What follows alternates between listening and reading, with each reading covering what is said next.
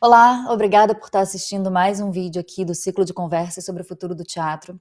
E hoje a gente vai conversar com o diretor, ator, professor e fundador do Tá na Rua, Amir Haddad.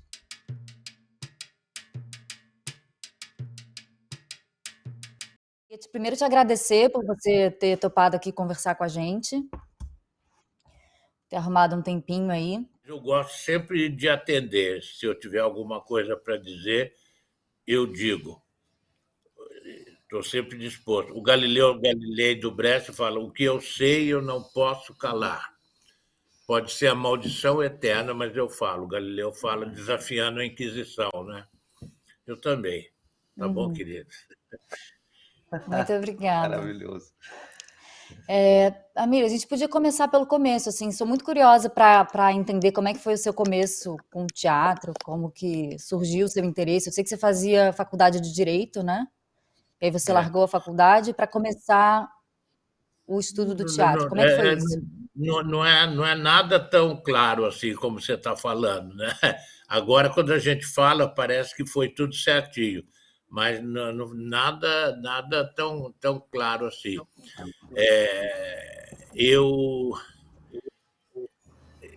eu não sei como é que o teatro entrou na minha vida, mas eu nunca fiz outra coisa na vida a não ser teatro. A vida inteira eu vivo da minha profissão, que é uma coisa rara, considerando que é teatro, né? Então, e eu. As coisas não são tão bem organizadas, é isso. Eu sou Uhum. uma pessoa do interior. Eu nasci no interior de Minas Gerais. Eu vivi nessa cidade onde eu nasci, que se chama Guaxupé, até 5 anos de idade.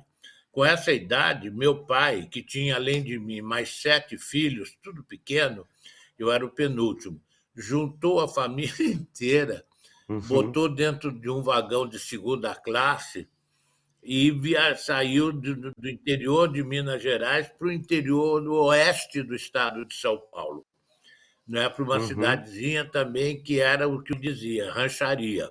Era um agrupamento de trabalhadores da estrada de ferro Sorocabana que estavam implantando os trilhos e fundaram essa cidadezinha. Meu pai foi para lá.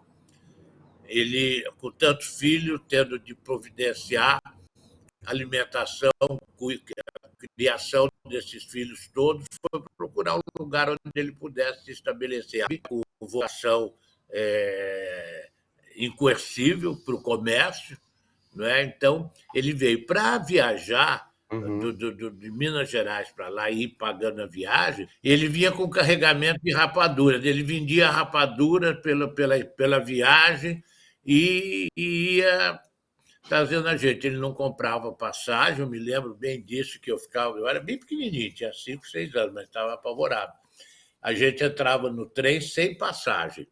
E aí, quando vinha o chefe do trem pedir os bilhetes, ele subornava o chefe do trem, dava um dinheirinho para o chefe do trem, que era muito menor que o preço das passagens. E aí nós fomos vivendo assim. Isso chamava viajar, na época, não sei porquê, de tribofe. Tribofe era viajar sem pagar a passagem. Ele veio com a família inteira de Guaxupé, no sul de Minas, para o oeste do estado de São Paulo, com 7 filhos, viajando de tribofe e vendendo rapadura. Dá vontade de chorar, só de contar isso, né? Ele veio com a família inteira. Eu me lembro quando nós chegamos na cidadezinha que era Rancharia, menina.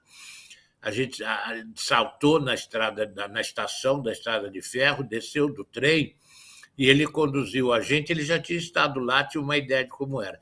Conduziu a gente para uma pensão que tinha exatamente em frente à estação, com aquela família grande. Meu pai, minha mãe, uma irmã da minha mãe e 7 filhos.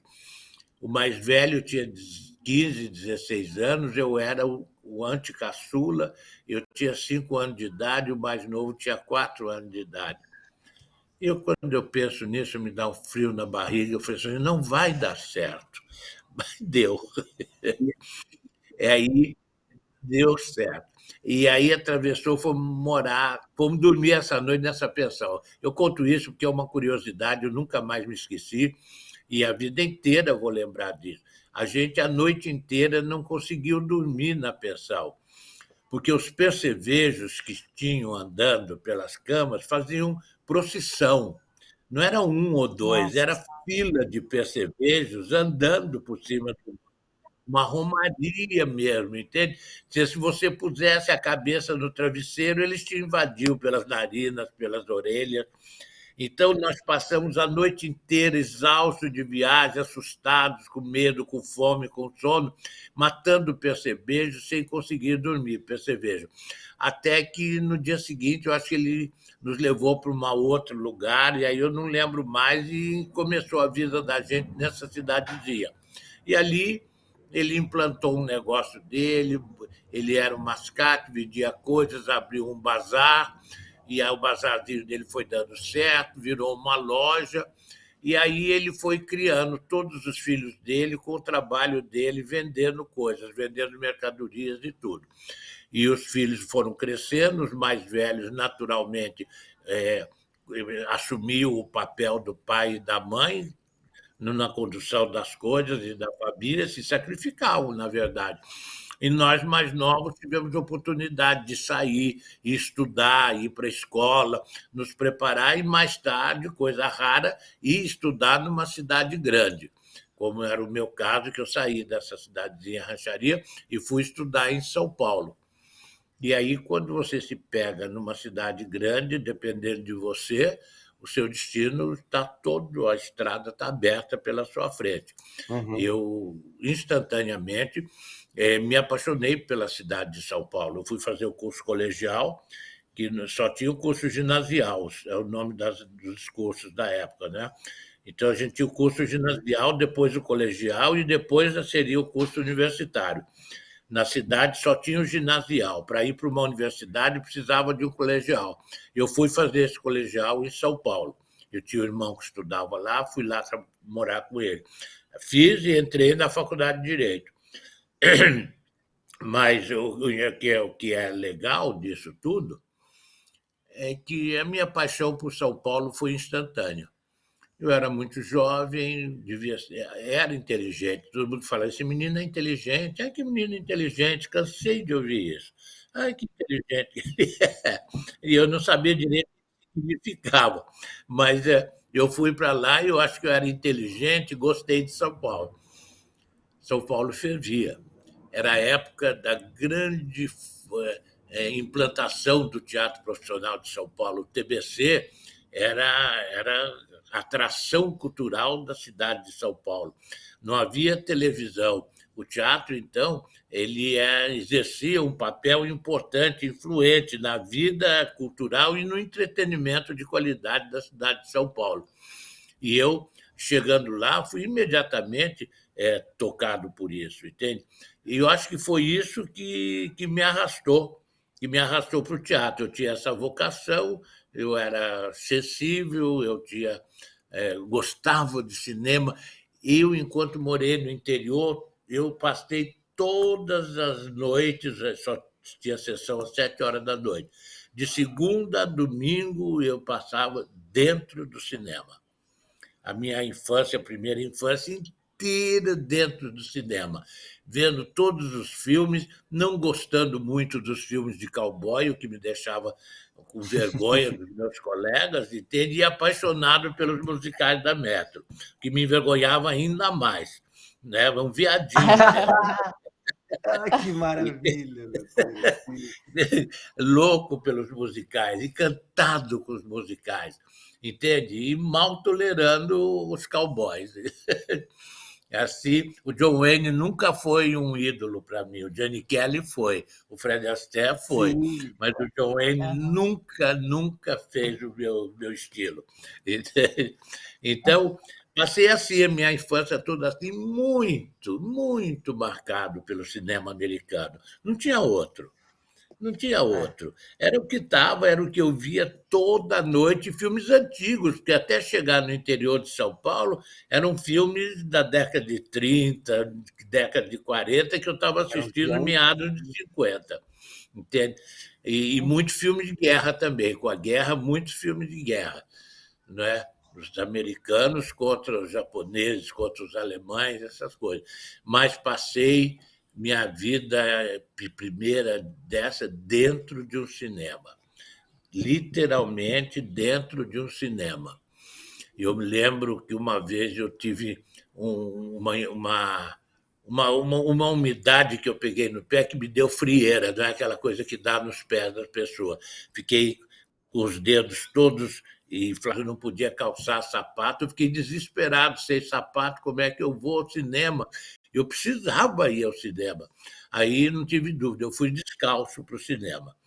Eu saí da minha casa, fui andando descalço de noite, depois de tomar banho, ainda descalço, para ir no cinema, sentei no cinema descalço e assisti o filme. Eu não lembro do filme, mas lembro da frieira, do incômodo no pé, a paixão pelo cinema, que eu acho que foi o que me arrebatou pelas artes performáticas, interpretativas, narrativas, né? E me acabou me colocando no teatro. Eu chego em São Paulo, encontro uma efervescência muito grande cultural. São Paulo, né, era a cidade que mais crescia no mundo.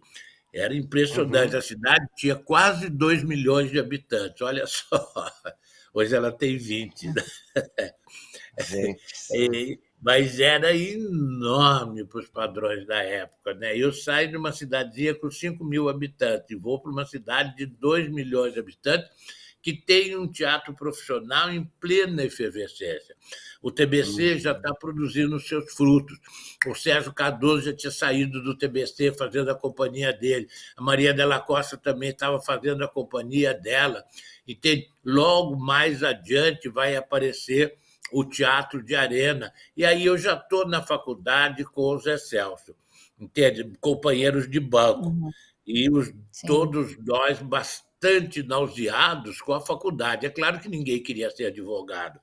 A gente ficava ali esperando acontecer alguma coisa na vida, porque não era intenção de ninguém ser advogado. Mas era o que Sim. dava para a gente, não tinha matemática, não tinha química, não tinha nada.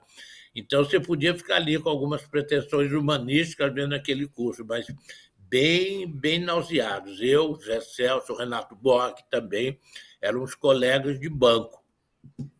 E ficamos ali pensando na vida. O Renato Borg ele tinha estudado no Colégio São Bento, é um colégio dos padres beneditinos de São Paulo, um colégio representativo das classes médias paulistanas, e ele falou que lá no Colégio São Bento tinha um teatro, um auditório, que ele poderia conseguir se a gente quisesse fazer uma peça. A gente estava sempre falando de teatro, aí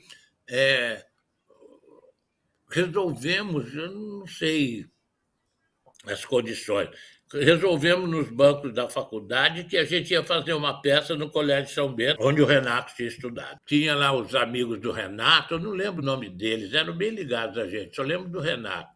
E mais 2 rapazes e uma atriz. A Alzira Cunha, que foi uma atriz que ficou bastante conhecida depois, ela era nossa colega de faculdade também. E a Sônia Ferreira, que também estudava com a gente na faculdade. 2 mulheres a gente tinha, e o Colégio São Bento não deixava a mulher entrar lá, mas abriram uma exceção para a gente, porque a gente queria montar uma peça do Bernard Shaw, que chamava Cândida, uma peça que eu acho que a Tônia Carreiro tinha feito no TB.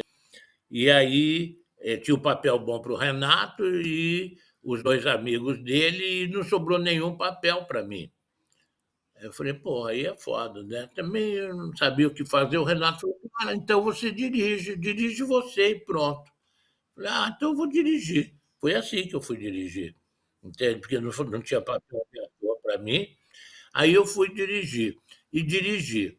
E as pessoas começaram a dizer que eu dirigi muito bem, que foi muito bem dirigido. Eu tinha 21 anos, eu acho, 20 anos, pouquíssimo.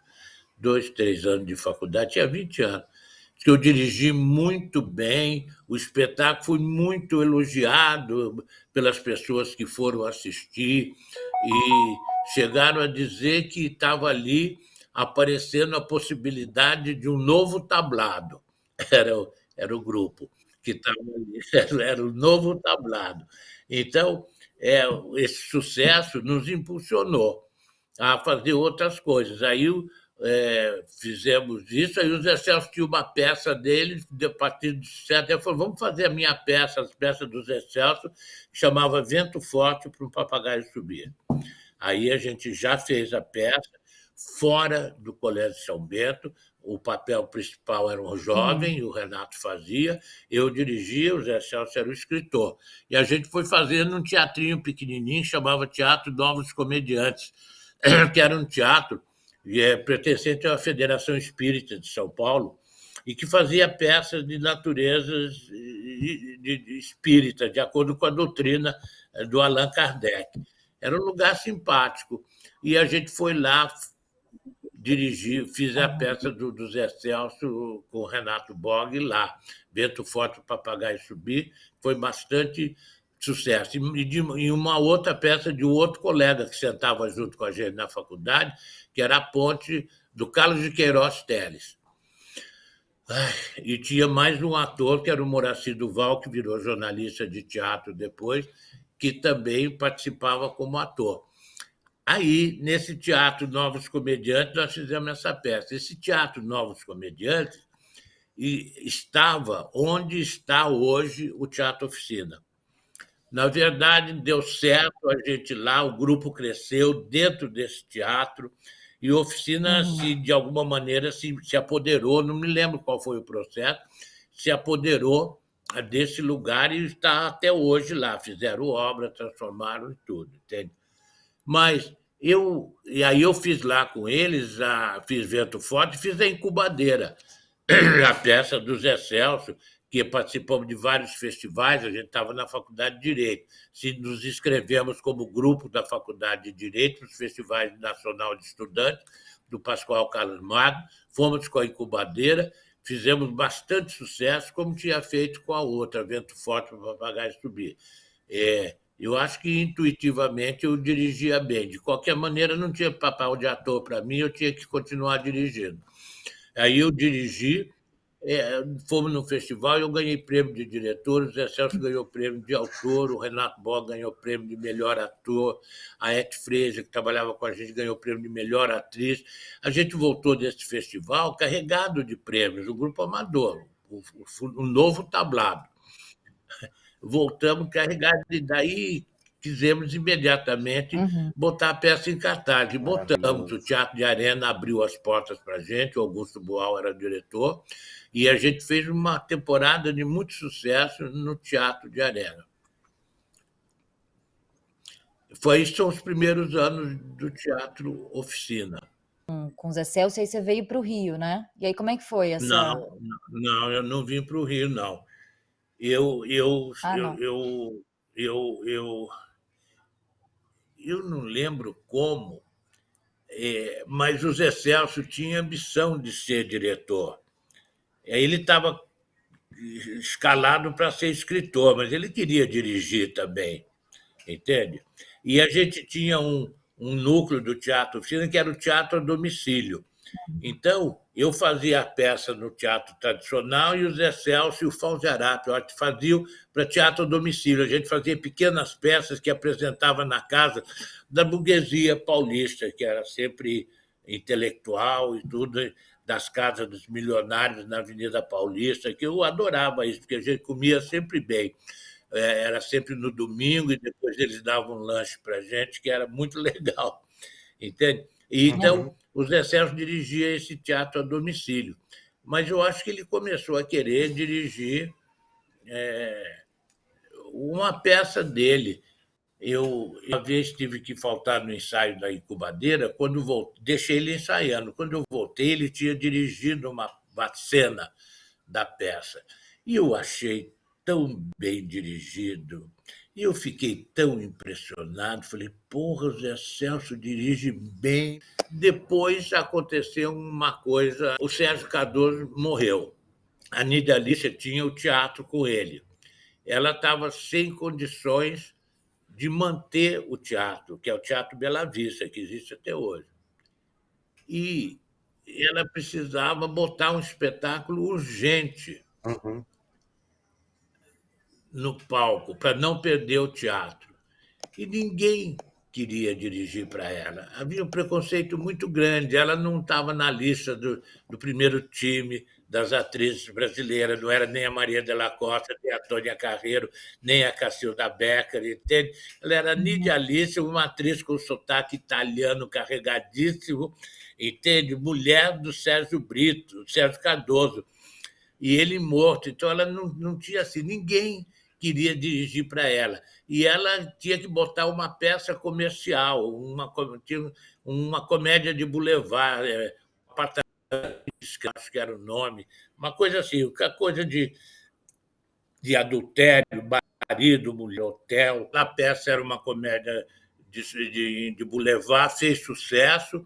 Nessa peça foi que o Tarcísio Meira estreou como ator, como galã, entende? Eu não me filiei mais a nenhum movimento. Também não sou muito disso, de ficar afiliado a movimento, a tendência, a seguir uma orientação, nem nada. Eu fiquei meio avulso em São Paulo, dirigi para a Companhia do Antunes, dirigi para a Nídia Alícia, e estava aí sem caminho. Aí tinha um festival de teatro de estudantes, que eu já tinha participado do primeiro, com a incubadora, em Santos. Em Porto Alegre, eu fui para Porto Alegre. Eram umas coisas dessas aventuras que a gente faz. Eu não tinha grupo, eu não tinha espetáculo, não tinha nada. Entrei dentro de um ônibus e fui para Porto Alegre, que eu sabia que chegando lá, o Pascoal Carlos Magno iria me dar abrigo, como de fato deu. Lá eu encontrei uma amiga minha de Belém do Pará, que dirigia o Norte Teatro Escola, um grupo de teatro importante de Belém do Pará. Estamos te Estão me ouvindo. ouvindo? Sim. Ela me convidou para ir para Belém do Pará. Eu não tinha mais nada em São Paulo que me ligasse. Tinha me afastado da oficina, era uma coisa que eu não estava bem, não vivi bem com isso. A oficina ia super bem, o Zé Celso levava o grupo muito bem, sempre levou, é uma liderança poderosa, e eu estava um freelancer, um diretor ali à espera de quem o contratasse para dirigir uma peça. E fiz isso, mas fiquei muito avulso e não gostando de fazer isso, porque não era muito a minha cara ficar um diretor de carreira. Aí a minha amiga convidou para ir para Belém do Pará, e não tive dúvida. Fui imediatamente e fiquei um ano. Isso mudou a minha vida, porque abriu um espaço para dar aula de teatro. Eu fui lá para dar aula de teatro para jovens que queriam estudar teatro num curso patrocinado pela reitoria da Universidade Federal do Pará. Deveria ter a duração de um ano, 2 semestres.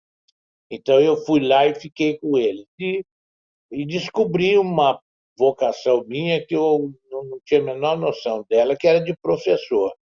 Eu tive que trabalhar com jovens, muitos jovens atores, querendo aprender teatro, e ensinar uma coisa que nem sabia o que era teatro. Então, também, eu tive a oportunidade lá de estudar muito, de aprender muito, ler, porque eu tinha esse bom emprego, eu vivia confortável, morava bem, comia bem, trabalhava poucas horas por dia e só fazia isso da minha vida, que era teatro, dar aula de teatro com jovens atores. E comecei a dirigir peças na escola de teatro nesse ano. E fiz algumas coisas legais. Eu terminei o ano com um espetáculo importante, eu não lembro o que era. Eu acho que era talvez Os Fuzis da Senhora Carrara e O Delator, duas peças do Brecht. E, e para encerrar o ano. Mas foi muito bem sucedido. E se firmou a possibilidade da escola, de virar uma escola de teatro, não um curso. E aí ia virar, e o reitor perguntou se eu não queria continuar no Pará como professor da escola de teatro. Eu imediatamente aceitei. Não tinha nada que fazer em São Paulo, entende? Estava bem em Belém do Pará. Eu só ia a São Paulo para passar férias, voltava, tinha algumas coisas lá. Fiquei lá. Então, isso aqui é importante para dizer. Quando eu terminei meu período lá, eu fiquei 3 anos. E aí já tinha esgotado o tempo.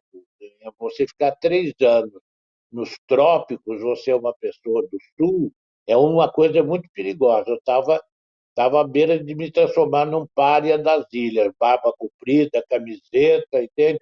Jogado numa rede sem fazer nada, entende? Porque o trópico é pesado, é difícil, tem que saber viver lá.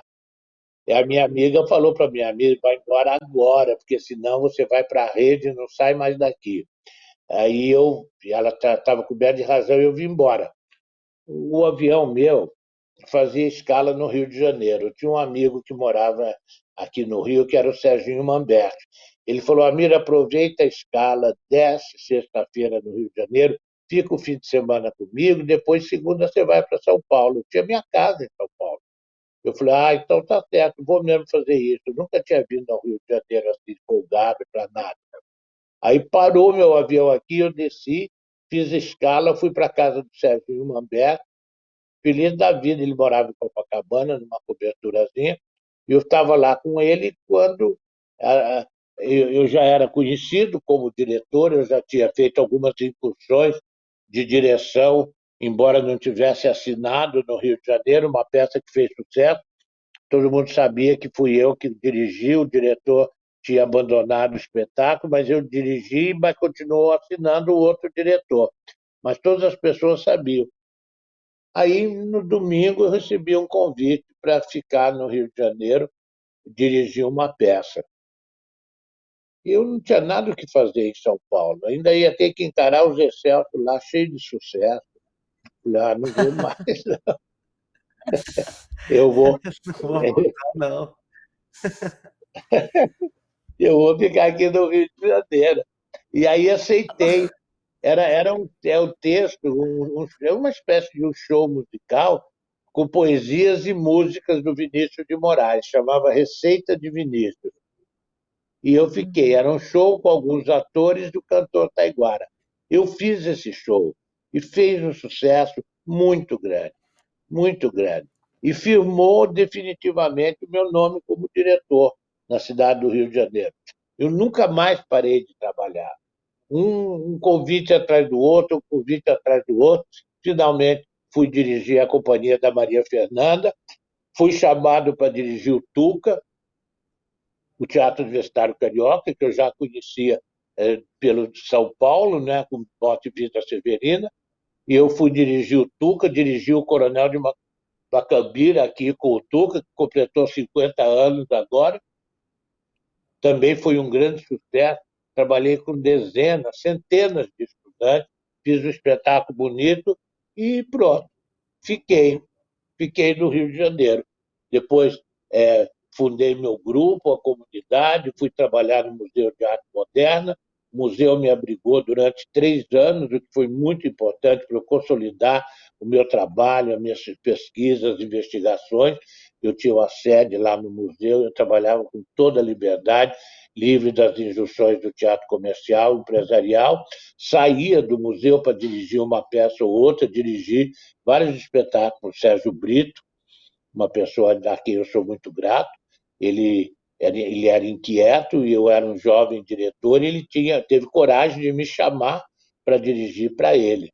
E ele se expôs como um ator tradicional do TBC, do teatrão, chamar um jovem diretor como eu para trabalhar com ele. E veio e se jogou mesmo, totalmente. E eu também levei ele para longe mesmo, quebrei a imagem dele de galã, e ele se transformou num ator de primeira qualidade, começou a ganhar prêmios de melhor ator. A minha ligação com o Sérgio Brito é uma coisa muito, muito, muito importante. Eu sou muito grato a ele, muito grato mesmo, porque ele me estimulou, me deu força, me provocou, e eu, enquanto tinha meu grupo, fazia essas atividades profissionais, que também me permitiam. Eu dirigia uma peça por ano, a peça fazia sucesso, e eu vivia desse dinheiro o ano inteiro, podia ficar fazendo minhas experiências no Museu de Arte Moderna.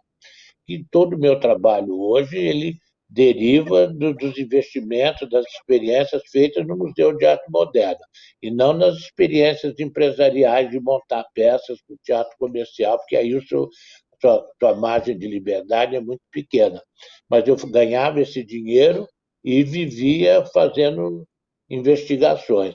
E aí fiz um grande espetáculo no Museu de Arte Moderna, que chamava A Construção, do Altimar Pimentel, um espetáculo realmente mobilizador, me ganhei muitos prêmios com ele e fez muito sucesso de público lá no museu.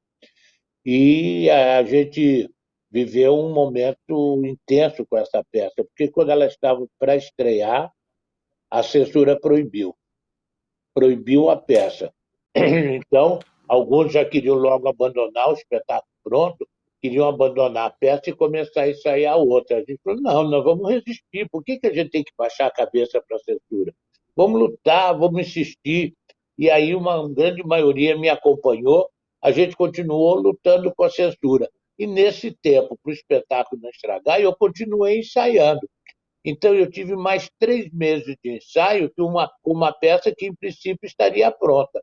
Eu continuei ensaiando enquanto a gente lutava com a censura. Quando liberamos a peça da censura, o espetáculo estava em outro lugar e eu tinha descoberto o que significava ensaiar uma peça muito tempo. Em vez de fazer em 4, 6, 8 semanas, como a gente fazia, eu fiquei meses ensaiando.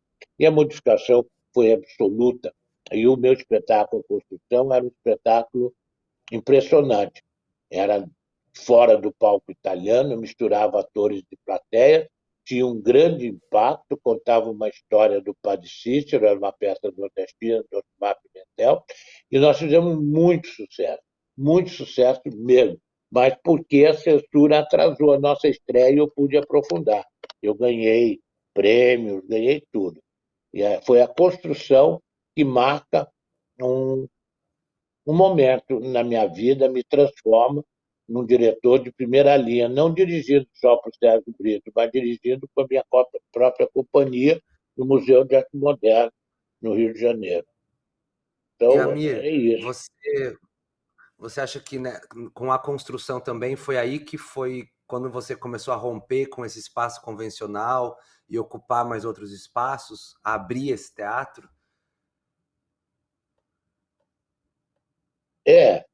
Eu trabalhando no museu, eu não tinha nenhuma condição de usar palco. O museu não tinha palco, eles davam salas para gente que a gente usava como bem entendesse. E eu gostava muito dessa outra convenção, não a convenção italiana. Eu, eu sempre fui muito atraído pelos espaços abertos. Trabalhando na cena italiana, eu já tinha feito muita coisa. Meus atores falavam com a plateia, depois de um certo tempo desciam do palco e se misturavam com a plateia. Teve ocasiões em que eu botei a plateia toda no palco e fiz o espetáculo no lugar da plateia. Eu era muito inquieto com essa coisa do espaço. Foi dessa inquietação de romper espaço que eu acabei indo para a rua. Eu não quero nenhum limite do meu espaço, eu quero que o alcance do meu espetáculo seja o limite dele, e não uma parede. Não quero que ele seja limitado por uma parede. Então, eu vou fazer na rua. Até onde ele pudesse ser absorvido na rua com conforto pelo espectador, é esse o tamanho do meu espetáculo. Então, a gente chegou a fazer rodas enormes, porque o meu espetáculo tinha uma possibilidade de expansão grande, o público todo em volta e absorvia muito bem tudo o que estava acontecendo. Outras vezes a roda diminuía, outras vezes tinha algum diálogo e a gente precisava de determinar. Outras vezes a gente trabalhava, eu hesitei muito em botar algum recurso pós-revolução industrial, entende? Hesitei muito mesmo em botar um microfone no espetáculo meu. Eu queria que ele fosse todo artesanal, que não passasse pela Revolução Industrial. Eu queria abolir todo e qualquer recurso tecnológico do meu espetáculo e que ele fosse unicamente o ator vivo, a sua presença, o acontecimento humano ao vivo ali diante. Mas depois de um certo tempo eu fiquei menos radical e admito um microfone. E até hoje eu trabalho com microfone, trabalhava com música ao vivo. Já que tinha o microfone, eu também uso música gravada. Então, hoje, quando eu trabalho na praça, eu tenho uma amplificação sonora de voz, que é a minha, não dos atores, e da música que eu uso para os atores se movimentarem. Os atores dançam muito. Meu espetáculo é muito físico, é muito, é, muito dinâmico na sua fisicalidade. Meus atores, eles ocupam o espaço com o seu corpo dançando. É muito grande. E as narrativas vão se completando. Eu narro a história e os atores ilustram. Abolimos o diálogo por causa da dificuldade de se fazer entender numa roda de rua, precisaria ficar uma roda pequenininha. Então, o espaço é grande, eu faço a narração, os atores ilustram aquilo. É um espetáculo de grande fisicalidade, muito envolvente. É muito bom, é bonito. Isso abriu meu teatro muito. Eu estava trancado dentro da sala. Quando eu fui para a rua, eu tive que descobrir qual era o meu limite. Aí fui chegando nessas posturas aí, que são quase uma estética, que eu falei para vocês, determinado pelas características do espaço aberto.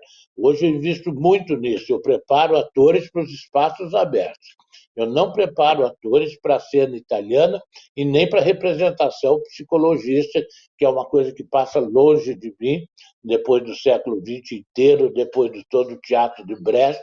Uma representação psicologista, para mim, é uma coisa é, indefensável, né, inexistente. Então, os meus atores são atores dos espaços abertos, do grande gesto, do peito aberto, afeto escancarado, inteligência, opinião, presença, não é? E narrativos. São narradores, eles nunca incorporam o personagem. O Amiro, o Isso. Tá na Rua ele não só ocupa o espaço público, mas ele também permite que intervenções aconteçam, né? Que o público, se ele quiser, se ele sentir que ele pode participar, ele faz, e aquilo ali Então, na hora é o mais importante. Como isso se deu, assim? claro, o Isso era uma coisa tempo. que desde o princípio você tinha, ou Não, aconteceu alguma coisa, teve algum momento? não, o tempo todo é assim. Quando a gente foi, né, a gente foi pela rua a primeira vez, a gente ensaiou um espetáculo que chamava A Moça que Beijou um Jumento pensando que era o Roberto Carlos. Era uma historinha de cordel, que era bem engraçada. A moça vivia sonhando com o Roberto Carlos, ela deitava debaixo de uma árvore, punha a vitrola, o Roberto Carlos ficava cantando Vou caminhar por toda a noite por uma estrada colorida. Ela ficava ouvindo aquilo, sonhando com o Roberto Carlos. Aí chegou um burro, um animal, um jumento, e viu aquilo, foi cheirando, foi cheirar a cara dela. Ela sentiu o bafo do jumento, pensou que era o Roberto Carlos e beijou o jumento, né? Abraçou o jumento, deu um beijo no jumento. Quando ela acordou, ela viu que era o jumento, ela ficou apavorada e saiu correndo. E o jumento saiu correndo atrás dela. A piroca do jumento é gigantesca. Não sei se você já viu um jumento com a piroca de fora. Então, ela saiu correndo pela cidade com o jumento correndo atrás dela. Ela desprezava todos os mocinhos da cidade porque ela achava que só podia ser o Roberto Carlos.